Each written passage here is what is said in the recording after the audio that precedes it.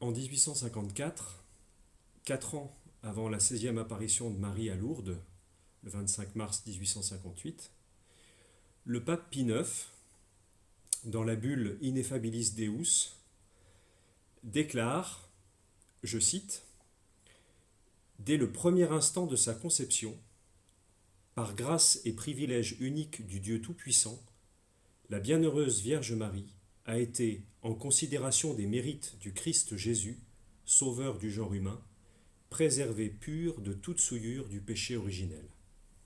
Fin de citation. Quand on a dit ça, d'une certaine manière, on a tout dit, et je pourrais m'arrêter là, mais je ne m'arrêterai pas là, parce qu'on a une définition dogmatique, on a donc un texte qui nous est donné par l'Église comme repère, comme point de repère dans la foi, en considération du mystère de l'Immaculée Conception. Mais pour ne pas faire de ces mots une affirmation vide ou une vérité plaquée, c'est toujours un peu le danger, évidemment. Quand on a dit ça, on a tout dit, mais en fait on n'a rien dit, parce que personne ne comprend exactement qu'est-ce que ça veut dire. Eh bien, il nous faut ressaisir cette affirmation dans un contexte plus vaste en ce qui concerne la Vierge Marie et plus globalement encore, puisque ce que nous croyons quant à la Vierge Marie, nous le croyons dans l'ensemble de la foi de l'Église concernant le mystère de la foi. Dans le Nouveau Testament, on aura beau chercher, on ne trouvera pas les mots de cette définition dogmatique. Et en fait, si on regarde bien, on ne trouve pas souvent dans le Nouveau Testament des énoncés dogmatiques tels que nous les formulons aujourd'hui et tels que nous les avons formulés au cours de l'histoire. Ça veut dire quoi? Ça veut dire que à la Pentecôte, l'Esprit Saint de Dieu qui a été répandu sur l'Église, et depuis 2000 ans, cet Esprit Saint, il continue de guider l'Église et de guider les croyants dans leur recherche de la foi. Ça veut dire aussi que depuis 2000 ans, on ne cesse de déployer dans nos mots, dans les mots de l'Église, dans les mots de la foi, on ne cesse de déployer la soif de Dieu, le trésor qui lui a été confié. Nous ne sommes pas des gardiens de musée, et l'Église, depuis 2000 ans, doit déployer, encore une fois, ouvrir, déplier d'une certaine manière, tout ce qui lui a été donné dans le Christ, dans l'Évangile, et que nous ne cessons pas de redécouvrir de manière toujours nouvelle. Ça veut dire que le dogme de l'Immaculée Conception, il date de 1854, mais finalement, en regardant bien, il était déjà donné, ce mystère, il était déjà donné à l'Église, mais il a fallu du temps pour le comprendre, pour le dire avec des mots très clairs, comme cela a été fait par Pie IX. Dans les premiers siècles de l'Église, l'idée d'une sainteté totale de la Vierge n'était pas unanimement partagée. Saint Jean Chrysostome, par exemple, dont vous avez sans doute déjà entendu parler, au moins de son nom, mais il y en a d'autres, un certain Origène aussi, qui est très connu parmi les pères de l'Église, semble contester cette idée, même si elle n'est pas affirmée très clairement. Donc en fait, on voit bien qu'il y a des gens qui vont dans ce sens, il y en a d'autres qui vont dans un autre sens. Mais ça ne pose pas de problème parce que ce n'est pas donné au début en disant si vous ne croyez pas à l'Immaculée Conception, vous n'êtes pas chrétien. Non, la question ne se pose même pas en fait de manière très claire pendant des siècles. Alors, c'est toujours pour réaffirmer que le salut ne vient que du Christ qu'on va en fait parfois remettre en question cet élément. Dire que Marie est pleinement sainte, si on peut dire, eh bien, ça pose problème à certains. Parce qu'ils vont dire, mais alors, ça veut dire que finalement, Marie, elle est sur un pied d'égalité avec le Christ, etc. Donc on voit bien chez Saint Jean Chrysostome, quand il remet en question ce point-là, c'est pour réaffirmer en fait plus fortement que c'est bien le Christ qui est le seul médiateur, le seul sauveur.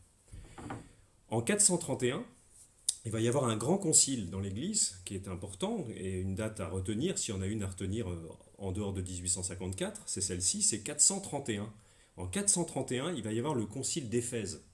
Et au concile d'Éphèse, on va dire, l'Église va dire que Marie est Théotokos, c'est-à-dire mère de Dieu.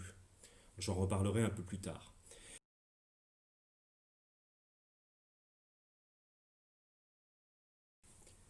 Mais dire que Marie est mère de Dieu, ce n'est pas dire la même chose que de dire qu'elle est l'Immaculée Conception. Donc évidemment, euh, cette définition de Marie comme mère de Dieu, sur laquelle nous allons revenir, eh bien, il va falloir attendre encore beaucoup de temps pour qu'on puisse arriver à l'idée même de l'Immaculée Conception. Et c'est au XIIe siècle seulement qu'on va avoir un traité d'un disciple de saint Anselme de Canterbury, qui est un grand théologien du Moyen Âge, un des grands précurseurs de ce qu'on appelle l'époque scolastique. Et au XIIe siècle, donc un de ses disciples, qui s'appelle Eadmer, va donner un traité sur l'Immaculée Conception. Il est le premier à le faire. Mais ça va peut-être en surprendre certains d'entre vous. Suite à ce traité, en fait, eh bien, on a des gens comme Saint Bernard ou Saint Thomas d'Aquin qui, en fait, ne vont pas du tout accepter l'idée de l'Immaculée Conception. Et si vous allez voir chez ces auteurs-là, qui pourtant parlent abondamment de la Vierge Marie, eh bien, vous n'avez pas l'idée de l'Immaculée Conception. Et en fait, elle est même contestée. Et c'est en fait l'école des franciscains, avec un certain Jean d'Inscott, qui vont pousser vraiment dans le sens d'une reconnaissance de Marie comme Immaculée Conception. À la Renaissance, on va avoir encore des contestations. L'idée n'est pas rentrée dans les définitions dogmatiques. Il faut donc bien attendre, je vous le rappelle, le XIXe siècle pour qu'on le fasse. En fait, si on veut parler de l'Immaculée Conception, on doit le faire en contemplant le Christ, comme quand on parle de Marie, Mère de Dieu, Marie Théotokos au Concile d'Éphèse. C'est en posant le regard sur le Christ, sur l'unique Sauveur et Rédempteur, le Christ, que nous pouvons voir Marie de manière juste et que nous pouvons comprendre un certain nombre de choses sur elle, sur sa vie, sur ce qu'elle est, sur ce dont elle est le signe finalement. Quand justement au Concile d'Éphèse en 431, on dit que Marie est mère de Dieu, c'est pas pour parler de Marie, c'est pour parler du Christ. C'est pour affirmer que Marie n'a pas donné naissance à la moitié de Jésus-Christ.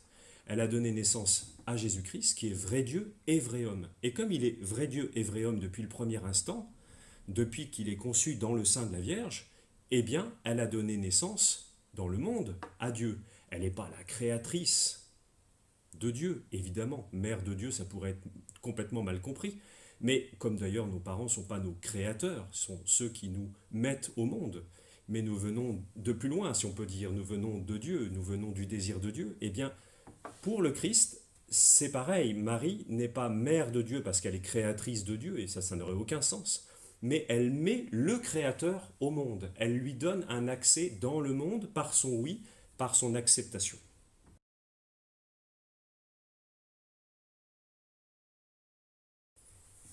Ce qui s'est passé à Éphèse en 431, quand l'Église a proclamé que Marie était mère de Dieu, c'est déjà ce qui se passait dans l'affirmation constante de la virginité de Marie.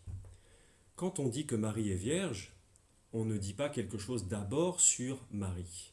En fait, on dit quelque chose sur le mystère de la foi dans son ensemble. Ce qui est dit dans ce point de foi est très subtil si on regarde bien. Ce n'est pas, et ce n'est surtout pas pour ça, pour prouver quoi que ce soit. Ah mais oui, mais Jésus est forcément fils de Dieu, parce qu'il est né d'une vierge. Alors si on dit ça, comme preuve, on pourrait faire mieux, hein, parce que c'est évidemment pas une preuve, c'est un signe, c'est différent d'une preuve. Quand Dieu sauve le monde dans le Christ, dans sa vie, dans sa passion, dans sa mort, dans sa résurrection, dans son ascension, Dieu sauve le monde dans le Christ par tous les éléments de la vie du Christ, par son action, par ses paroles, par ses gestes, et au plus haut point par sa passion, sa mort, sa résurrection et son ascension. Eh bien, c'est un acte de création, c'est comme une nouvelle création. C'est le début justement d'une création nouvelle. On en parle abondamment dans le Nouveau Testament. Et cette nouvelle création, elle n'ignore pas la première. Elle ne remplace pas la première. Elle n'est pas à côté de la première, mais elle est enracinée dans la première création. Et c'est pour cela que Jésus naît d'une femme qui est dans une histoire, dans une lignée. Ça, c'est vraiment très important. Mais aussi, il naît de l'Esprit Saint. Et le signe de la virginité de la Vierge, de la Vierge Marie, c'est le signe que c'est dans l'Esprit que cette nouvelle création vient se greffer sur la première. C'est l'Esprit qui vient apporter la nouveauté de Dieu dans cette création première, qui n'est pas abandonnée, mais qui est renouvelée. Alors si on comprend la virginité de la Vierge de cette manière-là, ça change un peu les choses. On n'est pas dans une histoire de preuve ou d'autre chose. Bien. Alors, la chair humaine de Marie, son histoire, son ancrage dans un lieu, dans un temps, une lignée, tout ce qui fait que l'humanité est rendue féconde de manière nouvelle par l'Esprit Saint de Dieu. Voilà, celui qui voudrait oublier finalement ces deux éléments complémentaires quand on parle de la Vierge Marie, eh bien, il risquerait de glisser dans une sorte de normalisation. Il y a des gens qui ne veulent pas entendre parler de conception virginale, etc. Mais en fait, ça va vraiment dans le sens d'une... Voilà, Jésus, il faut qu'il soit comme tout le monde. Personne n'est comme tout le monde. Et le Fils de Dieu, pas plus qu'un autre. Donc, c'est son histoire. Et il faut la prendre et l'accepter comme elle nous est donnée. Mais en même temps, si on insiste trop aussi dans l'autre sens, eh bien, on en fait quelque chose une preuve magique de je ne sais quoi, et finalement ça devient malsain. Il faut tenir les deux. Il faut comprendre qu'il y a le signe de cet ancrage dans la création et en même temps d'une création renouvelée par l'Esprit Saint.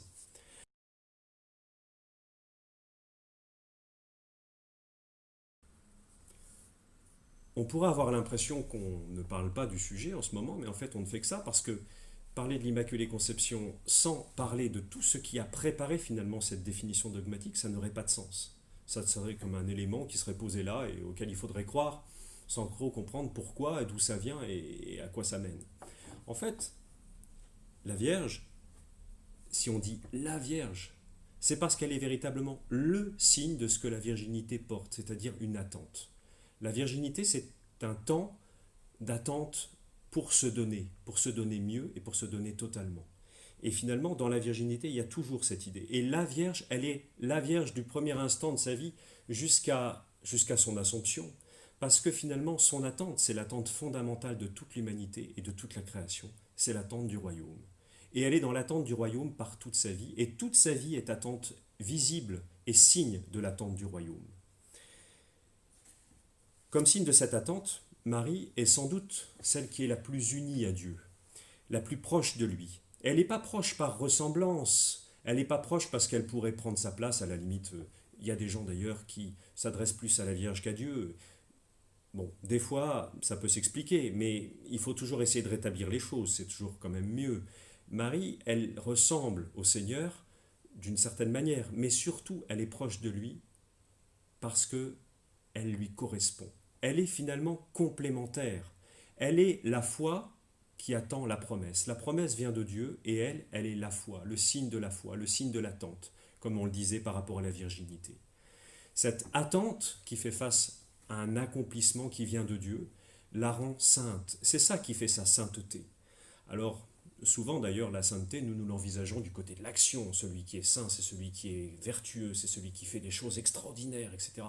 Alors qu'en fait, le sommet de la sainteté qui est représenté par la Vierge, c'est la sainteté de la disponibilité, de l'accueil, de l'attente, du désir, de la soif. C'est quelque chose d'extrêmement actif, c'est quelque chose d'extrêmement efficace d'une certaine manière, d'attendre, de désirer. Qu'est-ce qu'il y a de plus beau? Vous pouvez apporter ce qu'il y a de meilleur à quelqu'un. Si cette personne en face ne le désire pas, ça ne donnera rien. Le meilleur sera perdu, le meilleur sera gâché. Eh bien, quand on regarde la Vierge, on voit ça. Et c'est à partir de là qu'on a pu dire qu'elle était Immaculée Conception. Parce que le dogme de l'Immaculée Conception, c'est de dire que toute sa vie, la Vierge a été attente de Dieu. Depuis son premier instant jusqu'au dernier, jusqu'à son instant d'entrée dans l'éternité. Il n'y a pas de moment où la Vierge aurait, par un mérite particulier, par une action particulière, par une conversion particulière, elle aurait changé, elle serait devenue celle qui allait être choisie. Non, c'est simplement par grâce de Dieu. On peut dire que la Vierge, elle est signe de l'attente et elle est signe de la gratuité du don de Dieu. Le Seigneur n'a pas attendu qu'elle soit meilleure qu'une autre, il lui a donné tout. Et à travers elle, ce que nous voyons, c'est ce que le Seigneur nous promet à nous. C'est ce que le Seigneur promet à l'Église, c'est ce que le Seigneur promet au monde, c'est ce que le Seigneur promet à la création tout entière. À travers la Vierge, il y a comme une concentration de ce qu'il y a de meilleur, de plus beau, de plus désirant, désireux, de plus aspirant au projet de Dieu qu'il y a dans l'humanité, mais aussi dans le monde entier. Et c'est pour ça que l'Église a toujours vu aussi en Marie une belle image de l'Église. dans les images que vous avez pu voir, c'est Notre-Dame de Paris, parce qu'au XIIIe siècle, il y a beaucoup de cathédrales qui vont porter le nom de Notre-Dame, parce que justement, on découvre la richesse de toute cette spiritualité autour de la Vierge, qui n'est pas prise en elle-même ou prise à la place de Dieu, mais qui est prise comme image de l'homme, image de la création qui attend son Sauveur.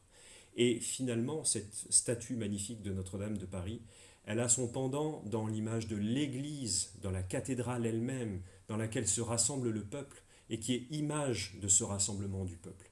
La Vierge, si on ne la comprend pas dans tout cet ensemble, si on ne comprend pas ce que nous disons de l'Immaculée Conception dans tout cet ensemble, eh bien finalement nous en faisons une définition à laquelle il faut croire aveuglément, à laquelle on ne comprend peut-être rien, mais ce seraient des mots vides, des mots creux. C'est pas le moment d'avoir des mots creux à la bouche. Nous avons besoin d'avoir des mots qui ont du sens, d'avoir une foi qui retrouve aussi le chemin du sens et de l'intelligence. Alors que dans ce beau rassemblement diocésain, à travers les différents doyennés, nous puissions être conscients de l'unité que nous donne aussi cette image de la Vierge.